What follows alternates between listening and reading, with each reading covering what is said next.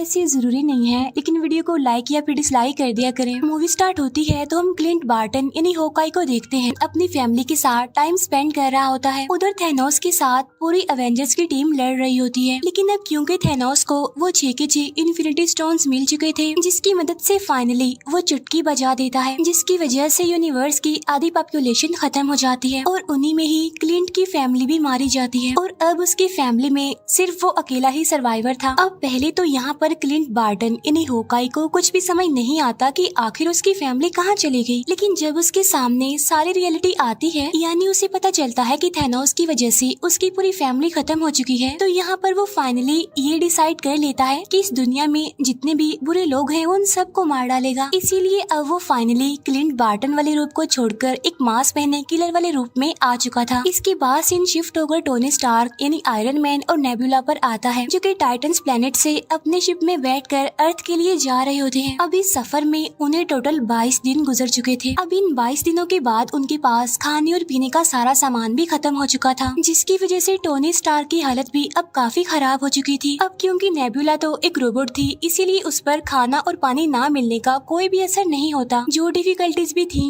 वो सारी Tony Stark को ही फेस करनी पड़ रही थी। इसीलिए टोनी स्टार्क अब पूरी तरह से हिम्मत हार चुका था और तब वो मरने के लिए अपनी चेयर पर जाकर बैठ जाता है और अपनी मौत का इंतजार करता है। लेकिन ठीक उसी टाइम वहाँ पर एक मिरेकल हो जाता है और वो ये कि उसके सामने आ जाती है कैरल डैनवर्स यानी कि कैप्टन मार्वल। अब जैसे ही कैरल को उनका शिप दिखाई देता है तो वो उनकी हेल्प करने के लिए आगे बढ़ती है। इसके बाद वो उनके शिप को अर्थ पर ले आती है, क्योंकि कैप्टन मार्वल भी बहुत ही ज्यादा इम्पोर्टेंट और पावरफुल कैरेक्टर है। फिर हमें दिखाया जाता है कि जब थैनोस ने इन्फिनिटी स्टोन्स मिलने पर चुटकी बजाई थी, तब सभी लोग राख में बदलकर खत्म हो रहे थे। लेकिन उसी टाइम निक फ्यूरी ने अपने डिवाइस से कैप्टन मार्वल को एक मैसेज भेजा था। तब उस मैसेज के मिलते ही कैप्टन मार्वल अर्थ की तरफ आने लगती है, लेकिन इसी दौरान उसे वहाँ पर टोनी स्टार का शिप दिखाई देता है, तो इसीलिए वो स्पेसशिप को भी अर्थ पर ले आती है। कैरल को अर्थ पर आने के बाद थैनोस के बारे में सारी इन्फॉर्मेशन मिल जाती है और जब उसे ये पता चला कि थैनोस बहुत ज्यादा पावरफुल है, तो उसने सभी एवेंजर्स को एक आइडिया दिया कि हम क्यों ना सारे इन्फिनिटी स्टोन्स को जमा करें और वापिस से इसी टाइमलाइन में आकर उन सारे इन्फिनिटी स्टोन्स का यूज करें, जिससे होगा ये कि सारे मरे हुए लोग वापस आ जाएंगे और साथ साथ हम थैनोस का भी खेल खत्म कर सकेंगे। ठीक उसी टाइम पर उन्हें अपने सिस्टम से एक खास किस्म की इन्फॉर्मेशन मिलती है, जहाँ पर रॉकेट उन्हें बताता है कि जब थैनोस ने चुटकी बजाई थी तो पूरे यूनिवर्स में एक ऐसी वेव यानी लहर फैली थी जो कि आज से पहले कभी भी नहीं देखी गई। और बिल्कुल ऐसा ही 2 दिन पहले एक गैलेक्सी पर भी हुआ है। क्या पता थैनोस ने दोबारा से चुटकी बजाई हो, जिसकी वजह से हमें फिर से ये वेव देखने को मिली। तब यहाँ पर सभी एवेंजर्स को पता चल जाता है कि थैनोस ने फिर से अपने सारे इन्फिनिटी स्टोन्स का यूज किया है। तब उसकी वेव की वजह से ये लोग उसके सिग्नल्स को ट्रैक करते हैं और फिर अपने स्पेसशिप से उसी प्लेनेट पर पहुंच जाते हैं जहाँ पर थैनोस था। और यहीं पर हमें दिखाया जाता है थैनोस, जो कि अब कमजोर और काफी थका हुआ लग रहा था। इसके बाद वो सब वहाँ पहुंचकर थैनोस को पकड़ लेते हैं और उससे पूछते हैं कि सारे इन्फिनिटी स्टोन्स कहाँ हैं, जहाँ पर थैनोस उन्हें बताता है कि मैंने सारे इन्फिनिटी स्टोन्स को यूज करके सभी स्टोन्स को डिस्ट्रॉय कर दिया है, ताकि कोई भी इन इन्फिनिटी स्टोन्स को दोबारा से जोड़कर इस पूरे यूनिवर्स को दोबारा से पहले जैसा ना बना दे। अब इस बात की वजह से थोर को बहुत गुस्सा आता है, इसीलिए वो अपने हैमर से थैनोस का गला काट देता है और वहीं पर वो थैनोस को जान से मार डालता है। अब क्योंकि इन्फिनिटी स्टोन्स तो थे नहीं, इसीलिए किसी के पास भी कोई होप नहीं थी कि सारे मरे हुए लोग वापिस से जिंदा कैसे होंगे। इसीलिए वो सारे ही काफी डिसअपॉइंटेड हो जाते हैं। इसीलिए वो सारे अपने अपने रास्तों पर निकल जाते हैं। इसके बाद थोर अब एक नई जगह पर जिंदगी गुजारने लगता है, जो कि नॉर्वे में थी। थोर पूरी तरह से हिम्मत हार चुका था, इसीलिए क्योंकि वो थैनोस से हार भी गए थे और साथ साथ इन्फिनिटी स्टोन्स को भी कलेक्ट नहीं कर पाए थे।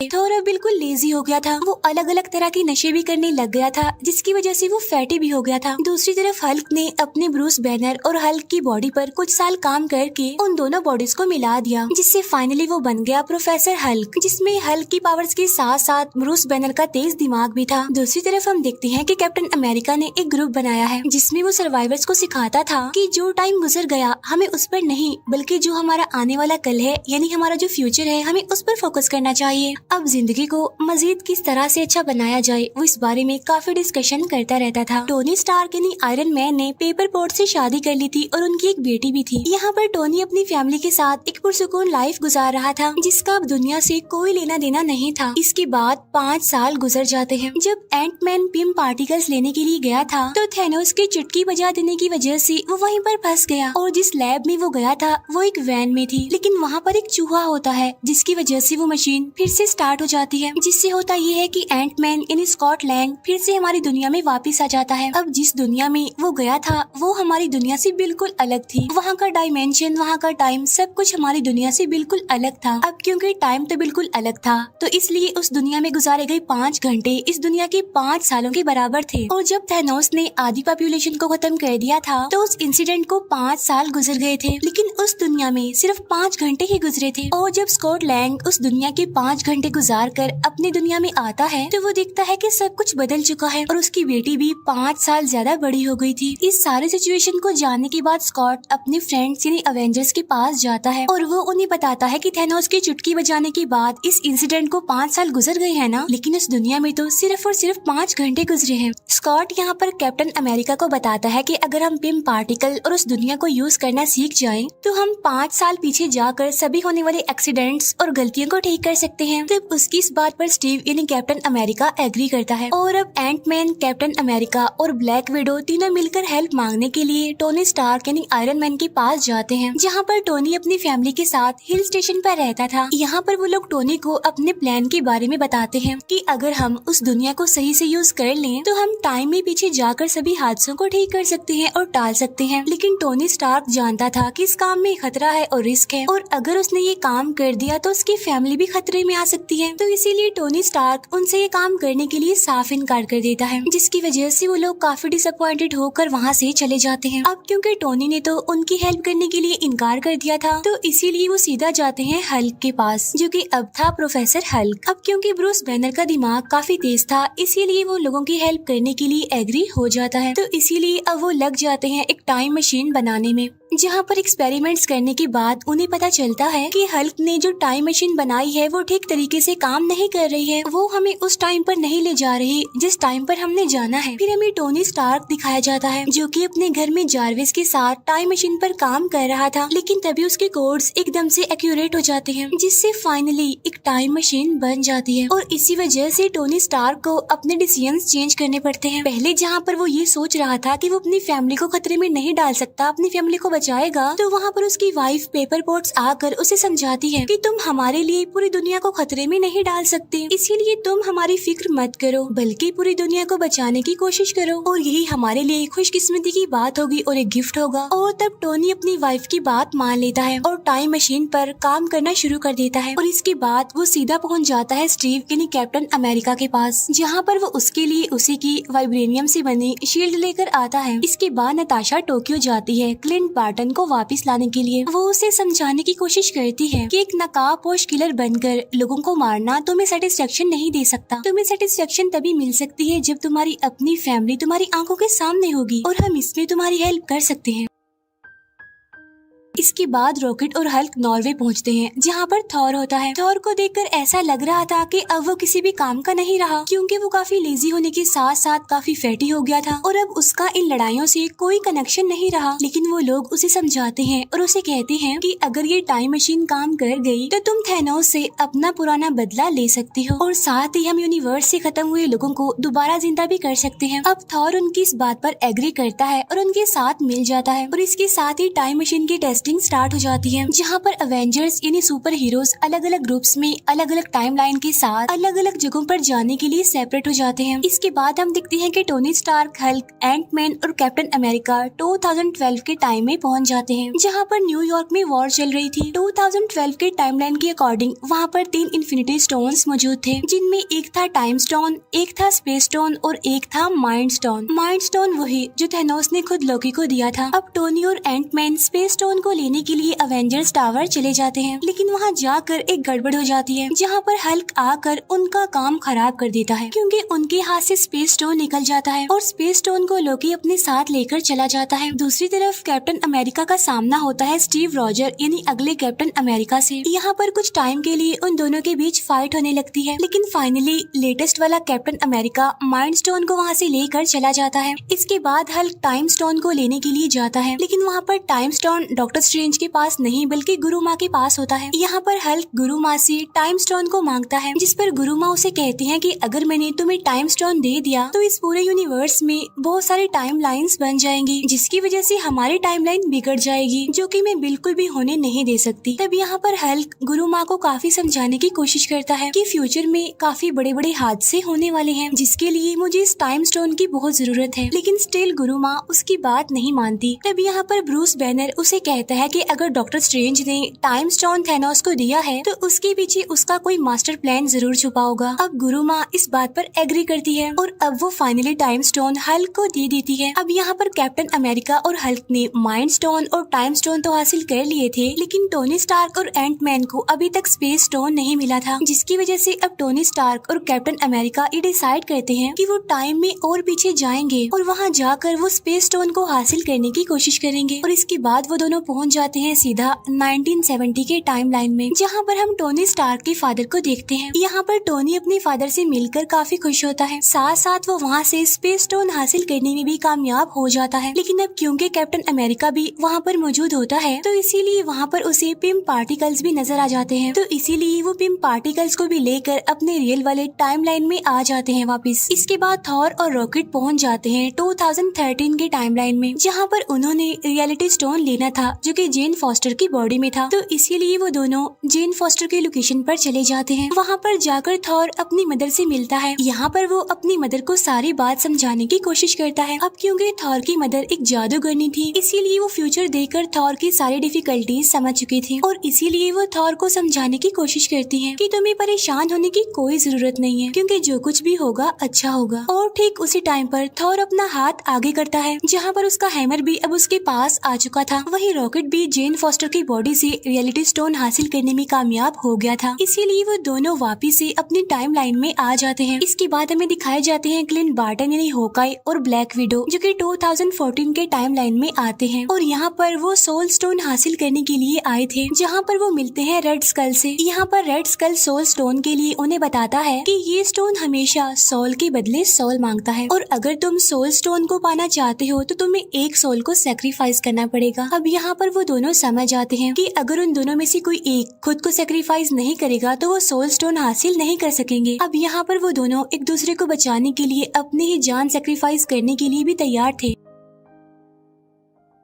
और यहाँ पर उन दोनों के बीच काफी अच्छी फाइट होती है। लेकिन यहाँ पर नताशा सोल स्टोन के लिए खुद को सेक्रीफाइस कर देती है, जहाँ पर Clint Barton finally soul stone हासिल कर लेता है और इसीलिए वो भी अपनी रियल वाले टाइम लाइन में आ जाता है। इसके बाद सीन शिफ्ट होकर जेम्स रूट्स और नेबुला पर आता है, जो कि 2014 के टाइम लाइन में जाते हैं टाइटन्स प्लेनेट पर, जहाँ पर पीटर क्विल पहले से ही मौजूद होता है और इसके बाद वो सभी पावर स्टोन को हासिल करने के लिए चले जाते हैं। और जब ये उस जगह पर पहुँचते हैं तो ये पीटर क्विल को बेहोश के पावर स्टोन को लेने ही वाले होते हैं, लेकिन तभी नेबुला को पुरानी नेबुला की वजह से यादें आने लगती हैं, जिसकी वजह से उसका ट्रांसमीटर खराब हो जाता है, जिसकी वजह से नेबुला वहीं पर बेहोश हो जाती है, जहां पर थैनोस की टीम आकर नेबुला को प्रिजनर बना लेती है। अब क्योंकि नेबुला एक ह्यूमनॉइड थी, यानी आधी इंसान और आधी एंड्रॉइड, जिसका फायदा उठाकर थैनोस उसकी सारी की सारी मेमोरी को स्कैन कर लेता है। साथ साथ 2014 वाले थैनोस को 2018 में होने वाले सारे इवेंट्स के बारे में पता चल जाता है। उसे ये भी पता चल जाता है कि फाइनली उसने सारे के सारे इन्फिनिटी स्टोन्स हासिल कर लिए और साथ साथ यूनिवर्स की आधी पॉपुलेशन को भी खत्म कर दिया, जिसकी वजह से अब उसका मकसद और भी ज्यादा स्ट्रॉन्ग हो जाता है। साथ ही अब थैनोस नेबुला से उसके पिम पार्टिकल्स को भी ले लेता है और वो उसे काफी अपग्रेडेड वर्जन में बनाकर अपनी पूरी टीम के साथ अर्थ पर 2023 वाले डायमेंशन में आ जाता है। इसके बाद अवेंजर्स सारे इन्फिनिटी स्टोन्स को एक नए गोल्ड आर्मर में लगा देते हैं और अब बारी आती है कि इस गोल्ड आर्मर आर्मर को कौन यूज करेगा, जिसकी वजह से वो सारी पॉपुलेशन जो इस यूनिवर्स से खत्म हो गई थी वो वापस आ जाएगी। तब यहाँ पर सबसे पहले थॉर आगे आता है, लेकिन हल्क उसे कहता है कि इसके अंदर गामा वेव्स हैं और अगर तुमने इसका यूज किया तो तुम्हारा काफी बुरा हाल हो जाएगा, तो क्यों ना इसका यूज मैं करूँ, क्योंकि मैं भी तो गामा वेव से ही बना हूँ। इसके बाद हल्क उस गोल्ड आर्मर को पहनता है और चुटकी बजा देता है, लेकिन यहाँ पर हल्क की हालत काफी खराब हो जाती है। अब हालांकि थैनोस ने भी सारे इन्फिनिटी स्टोन्स को हासिल करने के बाद ही गोल्ड आर्मर को यूज किया था, लेकिन उसे तो कुछ भी नहीं हुआ था। लेकिन यहाँ पर हल्क के साथ ऐसा इसलिए हुआ था क्योंकि थैनोस हल्क की निस्बत काफी ज्यादा पावरफुल था और यही वजह होती है कि हल्क की यहाँ पर काफी बुरी हालत हो जाती है। लेकिन वो सारी पॉपुलेशन जो यूनिवर्स से खत्म हो चुकी थी अब वो वापिस आने लगी थी। तब इस बात की वजह से वो सारे अवेंजर्स काफी खुश होते हैं, लेकिन उनकी ये खुशी ज्यादा टाइम तक टिक नहीं पाती, क्योंकि तब थैनोस भी अपने शिप और अपनी पूरी टीम के साथ रियल टाइम यानी 2023 में पहुंचकर उन लोगों की लोकेशन को बॉम्ब से उड़ा देता है, जिसकी वजह से वहाँ पर काफी बड़ा ब्लास्ट हो जाता है और वहाँ पर सब कुछ डिस्ट्रॉय हो जाता है। साथ साथ थैनोस भी काफी गुस्से में था और इस बार वो चाहता था कि वो सारे इन्फिनिटी स्टोन्स को हासिल करके आधी पॉपुलेशन नहीं बल्कि इस पूरे यूनिवर्स की सारी पॉपुलेशन को ही खत्म कर दे और उसके बाद वो एक नया यूनिवर्स बनाए जहाँ पर सब लोग थैनोस को अपना गॉड समझे, उसे माने और उसे सबसे ज्यादा इम्पोर्टेंस दे। और यहाँ पर इस मूवी की सबसे जबरदस्त फाइट शुरू हो जाती है। अब यहाँ पर बहुत अच्छे अच्छे सीन्स हमें देखने को मिलते हैं, क्योंकि थैनोस की टीम और अवेंजर्स यानी हमारे सुपर हीरो एक दूसरे के आमने सामने आकर मुकाबला करते हैं। यहाँ पर बार्टन उस गोल्ड आर्मर को लेकर भागता है। इसके बाद हमें दिखाया जाता है कि कैप्टन अमेरिका हैमर ले लेता है और इसके बाद वो थैनोस से लड़ाई करने लगता है। अब यहाँ पर हम कैप्टन अमेरिका और थैनोस के बीच एक काफी जबरदस्त फाइट देखते हैं, लेकिन थैनोस के आगे टिकना कोई आसान बात नहीं है, क्योंकि थैनोस उन सबसे ज्यादा पावरफुल था। अब यहाँ पर थैनोस की टीम अवेंजर्स पर भारी पड़ रही थी, इसीलिए सभी हीरोज हार मानने के करीब थे। लेकिन उसी टाइम पर 5 साल पहले लड़ाई करने वाले सारे अवेंजर्स और सुपर हीरोज उनकी हेल्प करने के लिए आ जाते हैं, जहाँ पर पहले तो आगे आती है ब्लैक पैंथर की टीम।